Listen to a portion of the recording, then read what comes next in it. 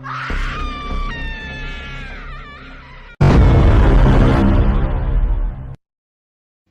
गांव में राजू अपनी पत्नी कोमल के साथ रहता था। राजू की 5 साल की बेटी थी सुमन, जिससे राजू बहुत प्यार करता था। राजू बहुत गरीब था और जैसे तैसे मेहनत मजदूरी करके अपने परिवार का पेट भरता था। सुमन का जन्मदिन आने वाला था, इसलिए सुमन बहुत खुश थी। सुमन के जन्मदिन को कभी 1 हफ्ते बचे थे, लेकिन जब भी राजू अपने काम से घर वापस लौटता, तब सुमन अपने बाबा से अपने जन्मदिन के लिए बोलती थी। बाबा बाबा, माँ कहती है मेरा जन्मदिन आने वाला है। आप मेरे जन्मदिन पर मुझे ढेर सारे खिलौने देना। मेरे सारे दोस्तों के पास बहुत सारे खिलौने हैं, मेरे पास एक भी नहीं है। तो आप ना मेरे जन्मदिन पर मुझे बहुत सारे खिलौने ला कर देना। धीरे धीरे करके 1 हफ्ते बीत गए और सुमन का जन्मदिन आ गया। सुमन उस दिन बहुत खुश थी। आज मैं जल्दी काम पर जाऊंगा। आज सुमन का जन्मदिन है ना, तो कोई अच्छा सा काम मिल जाए तो मैं घर आते समय शाम को उसके लिए कुछ खिलौने जरूर लेकर आऊंगा। इतना बोलकर राजू काम ढूंढने के लिए घर से बाहर चला जाता है। वह पूरा दिन इधर उधर घूमता है, लेकिन उसे कोई काम नहीं मिलता। वह शाम को थक हारकर घर वापस लौट ही रहा था। अचानक ही उसकी नजर कचरे के ढेर पर पड़ी गुड़िया पर पड़ती है। राजू सोचने लगता है, अरे, आज तो मेरी बेटी का जन्मदिन है। ऐसे खाली हाथ घर जाऊंगा तो वो बहुत उदास हो जाएगी। उससे तो अच्छा है कि ये गुड़िया मैं लेकर जाता हूँ। शायद सुमन इसे देखकर खुश हो जाए। राजू जब घर पहुंचता है तो उसके हाथ में गुड़िया देखकर सुमन बहुत खुश होती है। माँ देखो, बाबा ने मेरे लिए कितनी प्यारी गुड़िया लाई है, मैं इसके साथ खेलने जा रही हूँ। सुमन को उस गुड़िया के साथ खेलते खेलते शाम हो जाती है। तभी कोमल उसे डांटती है। क्या है सुमन, जब से तुम्हारे बाबा इस गुड़िया को लेकर आए हैं, तब से तुम इसके साथ ही खेल रही हो। आज तुम्हारा जन्मदिन है तो तुमने अपने दोस्तों से बात भी नहीं किया। अब शाम हो गई है, चलो इसे रख कर जल्दी से सोने चले जाओ। सुमन सोने जाती है तो उस गुड़िया को भी अपने साथ ही सुला देती है। जैसे ही थोड़ी रात होती है, वह गुड़िया जिंदा हो जाती है और सुमन को आवाज लगाती है। सुमन उठो, देखो मैं तुम्हारे साथ खेलना चाहती हूँ, तुम्हारी दोस्त बनना चाहती हूँ। मुझे बहुत दिनों से भूख लगी है, मैंने कई दिनों से कुछ भी नहीं खाया, मुझे खाना दे दो। उठो सुमन, मुझे खाना दो। तभी सुमन की आँख खुल जाती है। गुड़िया को जिंदा देखकर यूं बातें करते हुए वो बहुत डर जाती है। वह जोर से कोमल को आवाज लगाती, माँ जल्दी आओ, देखो ये गुड़िया मुझसे बातें कर रही है। सुमन की यूं जोर से चिल्लाने की आवाज सुनकर राजू और कोमल दोनों ही उसके पास आ जाते हैं। क्या हो गया सुमन, तुमने इतनी जोर से आवाज क्यों लगाई? माँ देखो, ये गुड़िया मुझसे बातें कर रही थी, ये जिंदा है माँ, मुझे बहुत डर लग रहा है।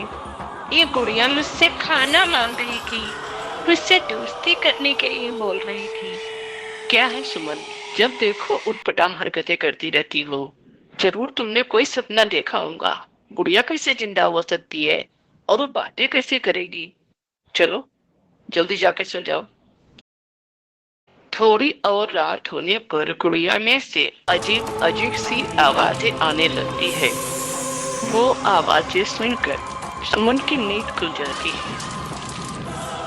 सुमन उस आवाज का पीछा करते करते वहां तक पहुंच जाती है। वह देखती है कि वह आवाज उस गुड़िया में से आ रही है।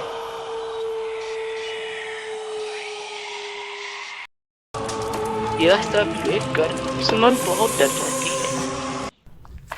सुमन उस गुड़िया को उठाकर अपने घर से बाहर रख देती है और फिर सोने चली जाती है। अगली सुबह होने पर सुमन की आंखें फटी की फटी रह जाती है। क्योंकि गुड़िया वापस से उसके घर में ही थी। सुमन उस गुड़िया को घर में वापस से देखकर बहुत डर जाती है और परेशान हो जाती है। वह ये बात किसी को बता भी नहीं सकती क्योंकि कोई उसकी बात पर यकीन नहीं करता। अगली रात होते ही उस गुड़िया में से फिर से अजीब अजीब आवाजें आने लगती है।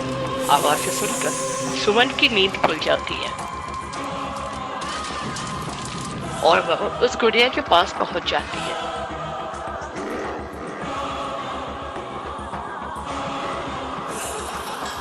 इस बार सुमन गुड़िया को जलाने का सोचती है। वह उस गुड़िया को जलाकर सोने चली जाती है। सुबह होते ही सुमन को वह गुड़िया वापस से अपने घर में ही दिखती है। ऐसे ही हर रात सुमन उस गुड़िया को जलाती और वह गुड़िया सुबह होते ही सुमन के घर में वापस आ जाती है। एक दिन की बात है, सुमन बाजार से घर वापस आ रही थी। तभी उसे रास्ते में एक चमकती हुई चीज दिखाई देती है। अरे ये क्या चीज़ है जो इतना चमक रही है? चलो जाकर देखती हूँ। सुमन जब वहां पहुंचती है तो वह देखती है कि वह एक पुरानी किताब है।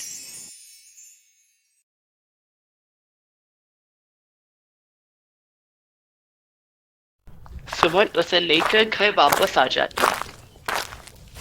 घर आकर सुमन उसे पढ़ने लगती है। जैसे ही वह किताब खोलती है, वह देखती है कि उसमें उसकी गुड़िया की तस्वीर थी। अरे ये तो मेरी गुड़िया की तस्वीर है, पर ये इस किताब में क्या कर रही है? सुमन उस गुड़िया के बारे में पढ़ने लगती है। उस किताब में एक मंत्र लिखा होता है और लिखा होता है कि अगर 12 बजते ही इस मंत्र को पढ़कर उस गुड़िया को जलाया जाए तो वह गुड़िया हमेशा के लिए जलकर भस्म हो जाती है और कभी दिखाई नहीं देती। सुमन सब कुछ समझ जाती है और जैसा लिखा होता है वैसा ही करने का सोचती है। जैसे ही रात को 12 बजते हैं, सुमन वह मंत्र पढ़कर उस गुड़िया को जलाने लगती है।